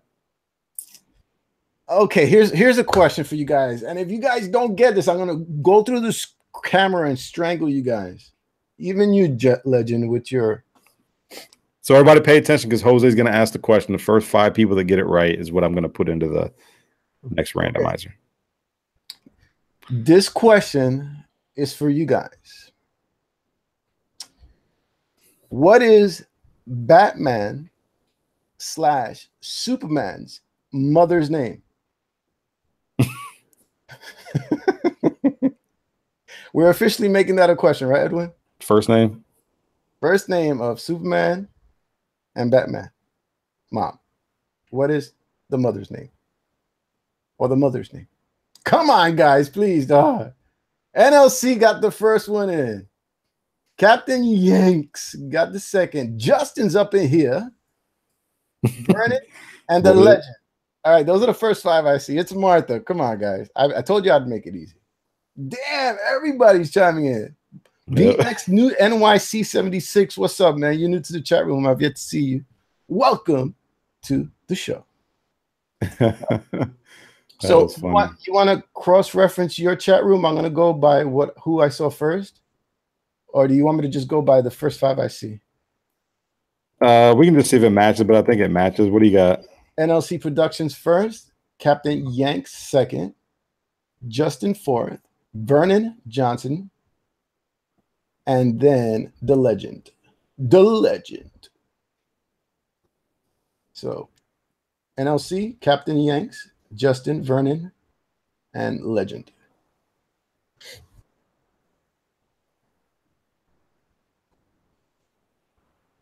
Legend was last? Correct, sir. Correct, Mr. Comics. The Great Legend Show. All right, I got it. So don't forget typing the whole thing out, because you can't just. Yeah, that's what I try to do. Yeah, I try to type out. No, I just do that really because I don't know if that affects how it randomizes. So I'm just going to just do it like that. All right, so 4 was our last number. Let's go ahead and roll again. 4 again. It just switched. The 3 and the 1 just switched each side. So okay, so we got 4 again. We're gonna randomize, and let's go. Number 1,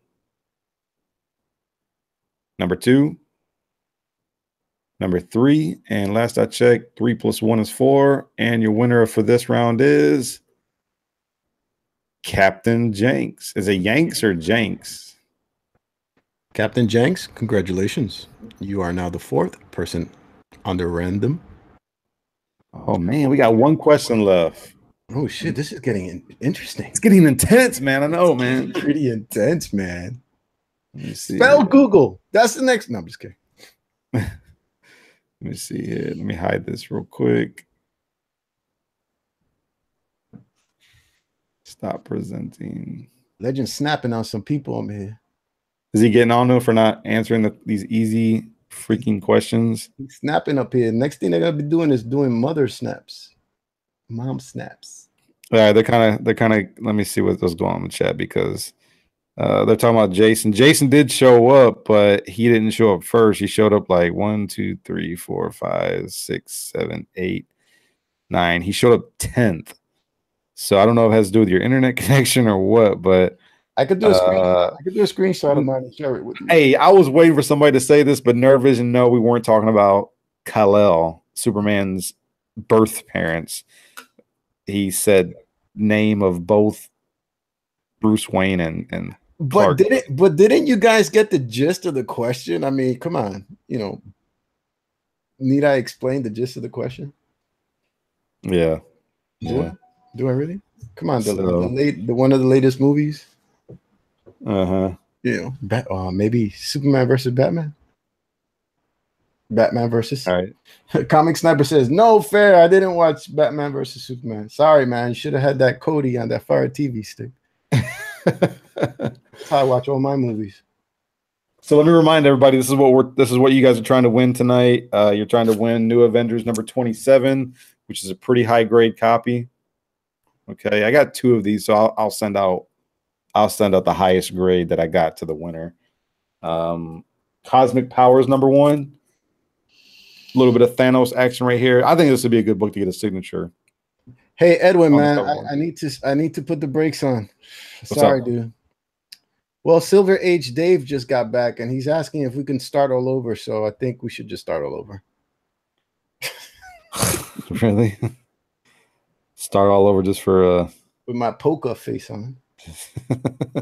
And then here's the last book, Venom Lethal Protector number 1. Black Arrow. The red/black Arrow cover, yeah.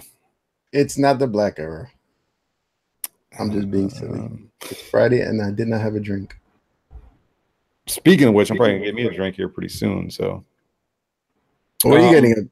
What are you gonna get? Some liquor or beer? I'm not a big beer drinker. I usually just have like a Cape Cod or vodka and orange juice, just 1 glass, 1 drink, and like that does it for me. I've been fiending Jack Daniels, man. I'm dying to have me a shot of Jack Daniels. Yeah, I mean, me and Jack go way back, man. Hey, speaking of which, drink responsibly. Don't get behind the wheel of a car if you've been drinking. If you're out partying, drinking, get you an Uber. If you got to get somewhere, get you an Uber, or make sure you have a designated driver.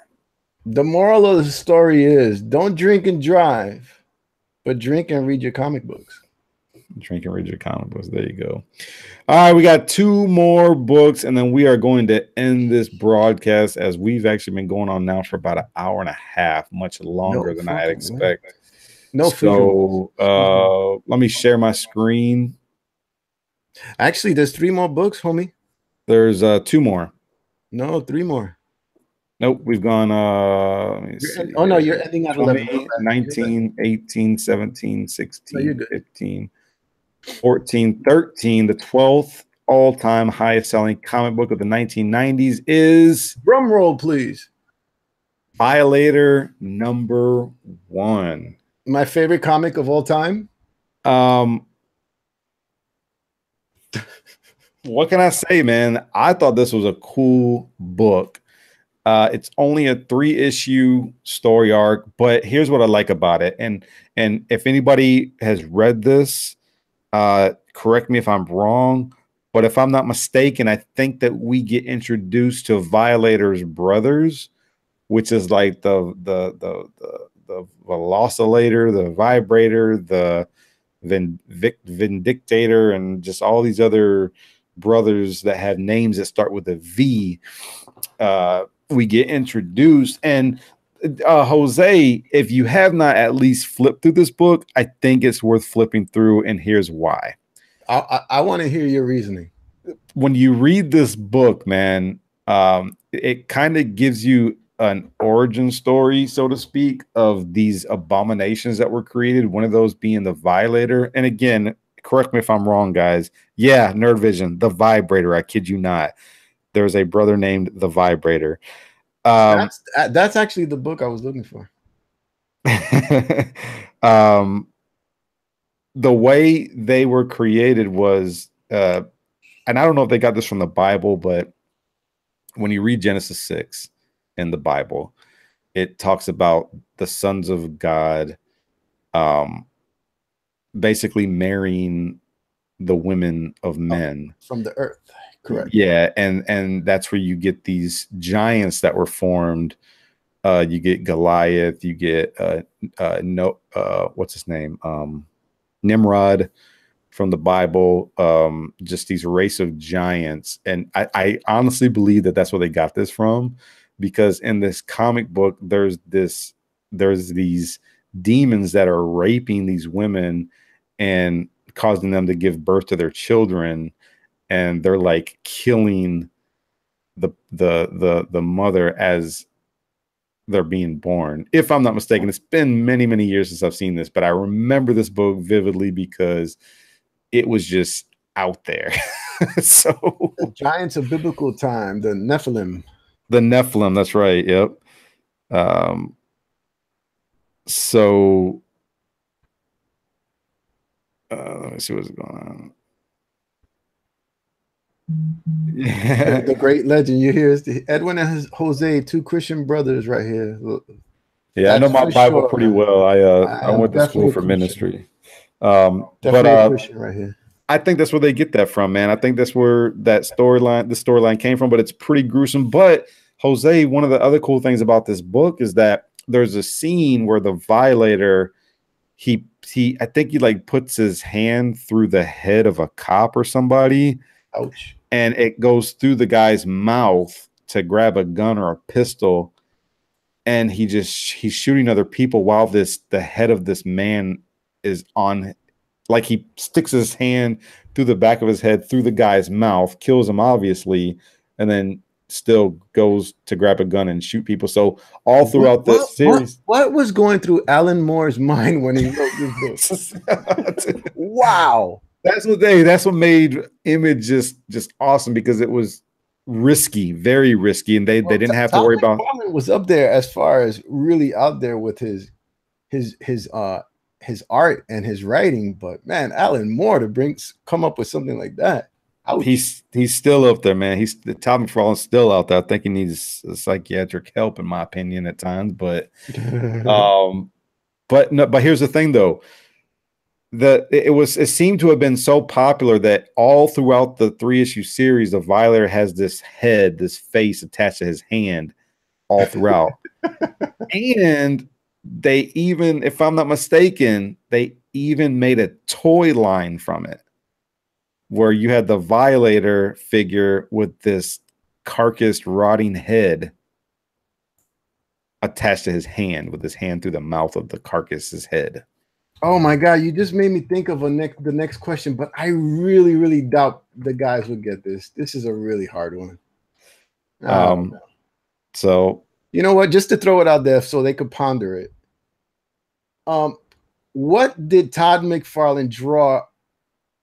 Find somewhere to implement this character. It has nothing to do with Marvel Universe, DC Universe. It was an old time cartoon character that in the first, I guess the first couple of issues of Spider-Man and or Spawn, he found a way to implement this character's face somewhere in a frame in every book he made. Oh, I know what you're talking about. You know what I'm talking about? Mm-hmm. It's not a Marvel. It's not a character from the Marvel Universe, DC Universe. It's a character from back in the day, back in the day. So anyway, something to ponder while you're talking about this book. Yeah, I know what you're talking about. You know what I'm talking about. So this is the number 12 highest selling comic book of the 1990s. As hard to believe as it may be, according to the data and the information I got, this was the 12th highest selling comic book of the 1990s. I think Greg Capullo was the primary artist in this series. I don't think he did all 3 books. That should be a hint enough. Greg Capullo. Yeah. But it was just out there, man, with its whole concept and character buildup, I guess you could say, of the Violator. Right. It definitely made the character so much more interesting, especially when you see how he and his brothers were created. So we'll go into the last book, and then we will answer our last question, and then we will randomize this thing and see who these books are going to go to. But as this is a 2-part series, this is going to be the last book that we're going to show for tonight. We'll show the top 10 through the top selling number 1 book of the 1990s next week. This week, we got 20 through 11. Violator number 1 is number 12 to conclude our first part. At number 11. Hold up. How many people in the chat room right now? 20. 20? Oh, I thought it was more. Well, it was. Go ahead. It was. Nerve Vision's right. It was Felix the Cat. Oh, he was right. Yep. It was Felix the Cat. But the number 11 highest selling comic book of all time, and I think a lot of people are going to agree with this, is Batman. Yep. Batman number 500. Now, this was the best, clearest picture that I could find, even though it does have all these signatures on it. That's from his own collection. We got Terry Austin. Nah, I wish it was, man. I mean, I think I seen somebody with a Bob Kane signature of this, if I'm not mistaken. Wow. On this cover? Well, this came out in 93. I think Bob Kane died in like 94, I think. But anyways, it's the conclusion to Nightfall, which was kind of a big deal in the 90s, because after the death of Superman, what happened to Batman, Jose? What happened? Do you remember? Come again? What was the question? After the death of Superman and Superman number 75, not long after this, something happened to Batman. Do you know what happened to him? He came out where he and Boy Wonder were. Nah, man. That wasn't that storyline you're referring to? I'll give you a hint. It involved the character by the name of Bane. Oh, my back is hurting, but Yeah. ouch. No pun. Broke Batman's back. Yep. That was kind of a big deal. Batman got his back broken in Nightfall Part 11, which was Batman 497. How did he recover from your back snapping in half? I think it just did like yoga and like, Alfred gave him acupuncture or something. Something, man. Just did some stretching and got somebody to kind of a masseuse And all of a sudden, Batman's, you know, he's fine. He's not a cripple. Back in the cape and cowl, ready to rock and roll. It. Fighting the Joker and freaking everybody, every other villain there. After your back gets broken, but you know, I love comic books. Yep. So that's it, guys. That is the 11th highest selling comic book of the 1990s. I'm gonna unshare my screen because there's some information that I actually want to look up real quick. Shit, I was posing, man. You should have got me real quick. I was posing, showing off the Batman guns. Actually, I don't have any information on that book, but I think everybody would agree that it was a pretty big deal, because this was also the time in which Jean-Paul Valley, who was previously Azrael, took over as Batman temporarily. He became Batman. NLC mentioned that. Jean-Claude. Yeah, he did. Yep. I forgot about that. Kudos, NLC. J-Rod says, back from Half Price Books and getting my 18-pack of Bud Light, Jay Smith. C. Woodward says he thinks he has the Batman 500 somewhere. I think we all have a Batman 500 somewhere. Even if you got the newsstand, you're in the club. Hey, Edwin, do you still want the cover up on the screen? No, I'll remove it so we can. Although I am going to have to share my screen soon in a little bit so we can. Oh, yeah, we got to do that thing. So we can raffle. So let me think of a question real quick. So everybody who is wanting to participate, have your fingers ready. It's gonna be the last time I'm gonna show this. Actually, now I'll show it one more time. These three books. We're gonna let's see. We do it. Let's do a Batman question since he's the hottest freaking character right now.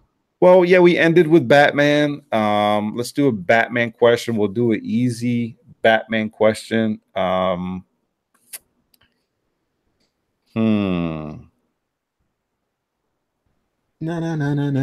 Batman. All right.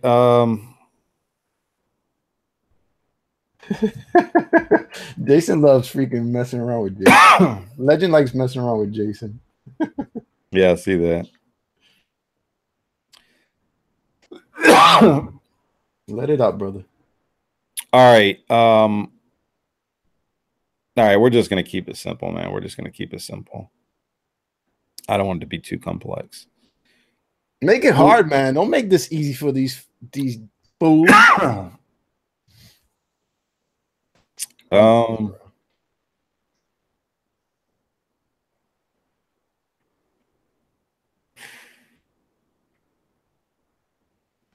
Okay.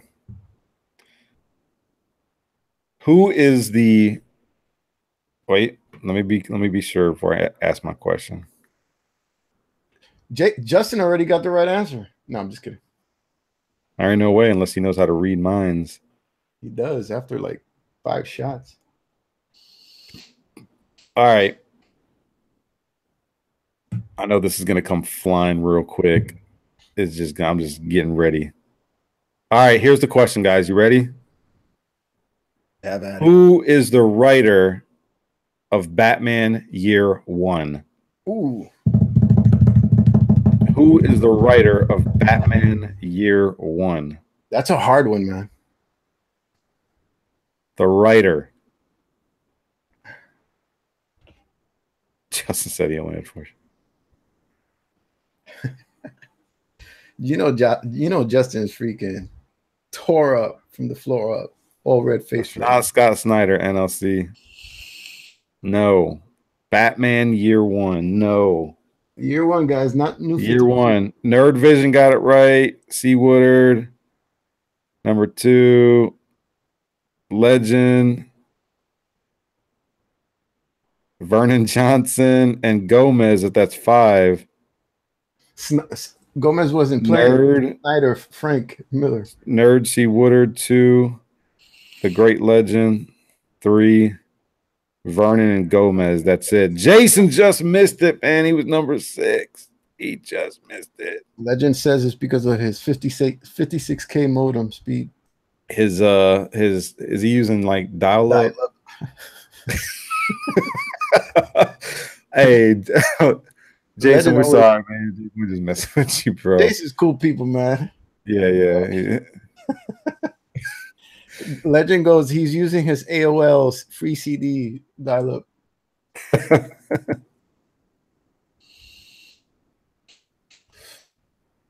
Oh man. You got this, So we gotta, yeah, I got it, man. This is gonna be interesting. Who wins? I'm just typing in the names real quick. See what are 19. Jason's complaining already. He said he said it before, Legend. I'll show you guys my phone here in a minute so you can He- see. He's obviously joking. Okay.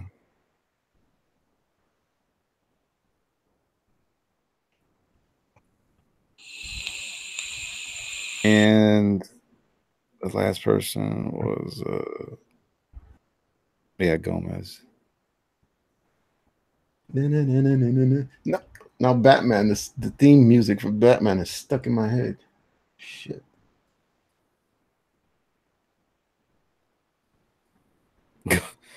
Gomez says Snyder Frank Miller. Yeah, you were. He was, just playing it safe. Okay. As Gomez does. All right, so let me share my screen real quick. Do it. I'm gonna stop talking so I don't take over the frame. No, it's fine. I'm presenting myself anyway, so that people can see the what I got going on. Stop chattering. No, you can talk, man. So here's number 1, Nerd Vision. Number 2, C. Wooder 19. Number 3, The Great Legend Show. Number 4, Vernon Johnson. Number 5, Gomez. I put Gomex. Sorry, spelled with an X. Gomez, the comic collector. We're gonna go ahead and roll our dice real quick again, and the number is 6. So a little bit higher number here. 6 is going to be your number, and let's go ahead and randomize. Number 1, number 2, number 3, 4, 5, and 1 plus 5 is 6. Now your winner is Vernon Johnson. Vernon Johnson got the final spot. Congratulations, Vernon Johnson. You have now the 5th spot on the Rapid. All right. Yeah, you're right, man. He's got the 5th spot of. All right, so let's go ahead and get rid of our minor randomizing. Now, this right here is going to determine the winner of these books. So I hope everybody's listening up. This is going to determine the winner of Venom Lethal Protector number 1. Wait a minute. Is there a Canadian on this list? I will ship to Canada. Because apparently Jason Smith stating the rules of the game, which are Canadians shouldn't enter. You know what? I'm glad he made that known to me, because I did not mention this before, but I will say I'm only going to ship to US and Canada. Now, I will ship these books to anywhere else in the world, but you're going to have to pay for the shipping. You get the books for free, but you'll have to pay for the shipping. Hey, because I'm half of the show tonight. If it is Canada, I will pay half of the shipping. So it'll be you paying half and I pay the other half if it goes to Canada. Legend says I'm going to say I win this one and then I win the final prize because I'm live in this chat. He is pretty live, man. He's live. Great Legend's actually pretty active today in this chat. Appreciate that, Great Legend. Thank you so much, sir. All right, so let's go ahead and do this. This is going to determine our winner. So let's go ahead and roll our dice. All right, 6 was our last number. Let's roll it again. I feel like we should just do 3 dice for the final, but let's make it interesting. Yeah, go for it. Well, we'll do that going forward. I don't want to switch anything up, but it is something that I thought about because other Facebook pages actually use 3 dice. Okay, you the boss. We just do 2 this time, but in the future we might have to do 3. But anyways, here it is. 10. 10 is a number. I think it wasn't 3 dice. Yeah, I know, right? So let's go ahead and go and randomize this bad boy 10 times. And number 1, number 2, number 3, 4, 5, 6, 7, 8, Now let's 9. make it climactic. 6 plus 4 is 10. Let's make it climactic. Your winner is the winner is Rag 718. Congratulations. He is the winner. Yeah, First absolutely. First of all, are you located in the States or in Canada?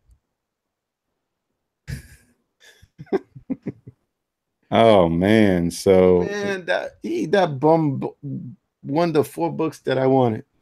Congratulations, Rag 718. You are the winner of Freaky Fridays, episode number 3. We're on 3, right? Yeah, episode number 3.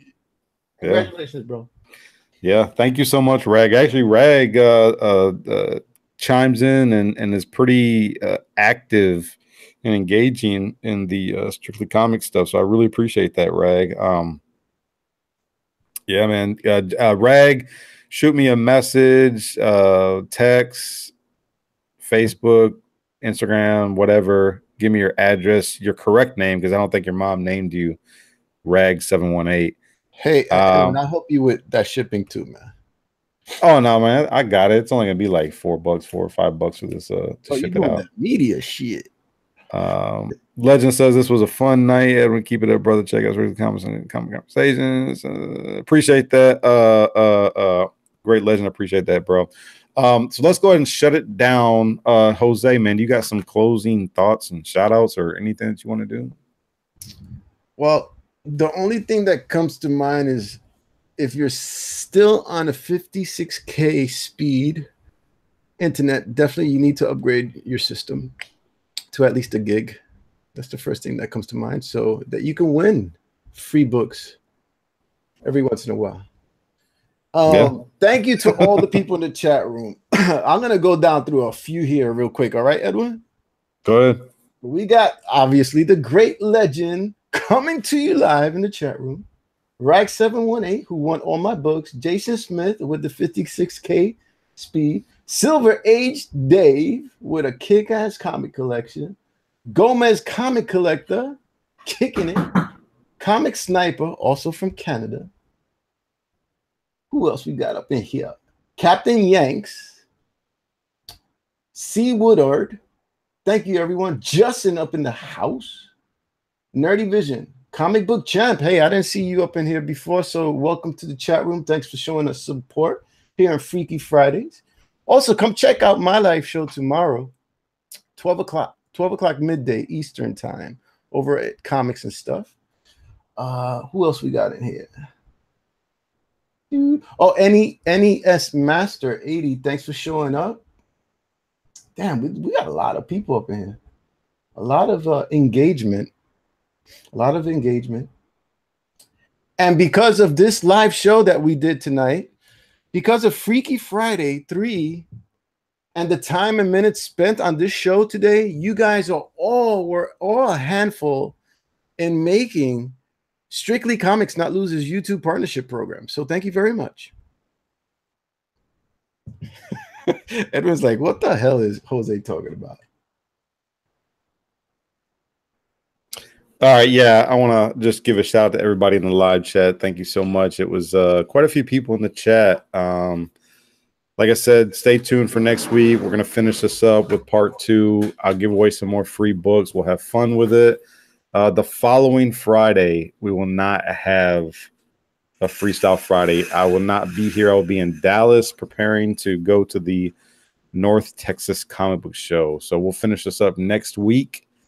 We'll skip the week after, and then we'll be back the week after that consistently and strong to continue doing this stuff because it is tons of fun. I really appreciate everybody. Thank you so much for joining us. Like I always say, make sure you like, share, comment, subscribe.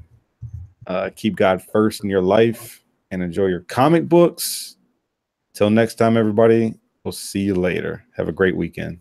Ciao, Comics and Stuff out.